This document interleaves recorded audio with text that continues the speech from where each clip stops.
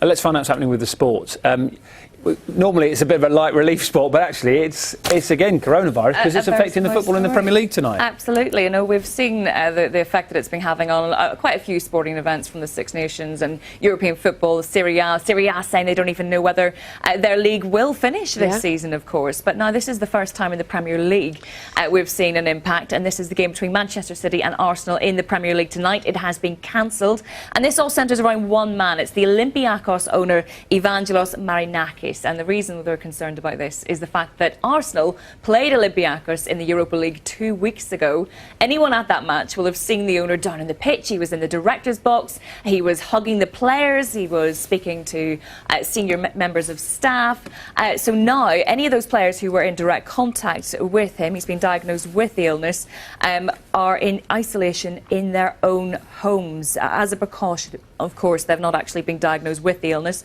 The good news is those players and the 4 Arsenal staff, this is a 14-day isolation process. That's coming to an end very, very soon. So that means that they will be OK to play in the Premier League this weekend. But the concern is now, this owner, he's not just the owner of Olympiacos, he's also the owner of Nottingham Forest. Now, they were playing Millwall last week. He was at that game.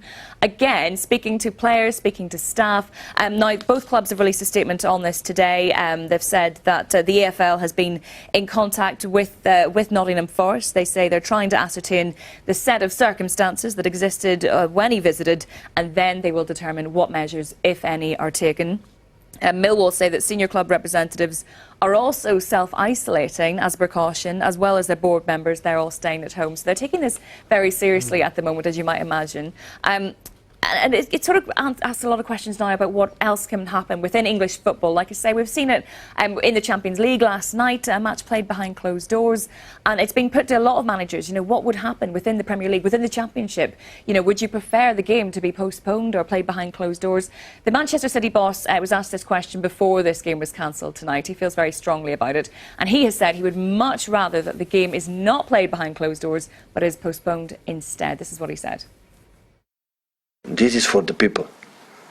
It's like an actor go to the theatre and go there, and nobody in the theatre. For who act this night, it's for the people.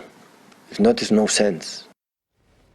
Now, Wolves obviously are supposed to play Olympiacos in the Champions League tomorrow night.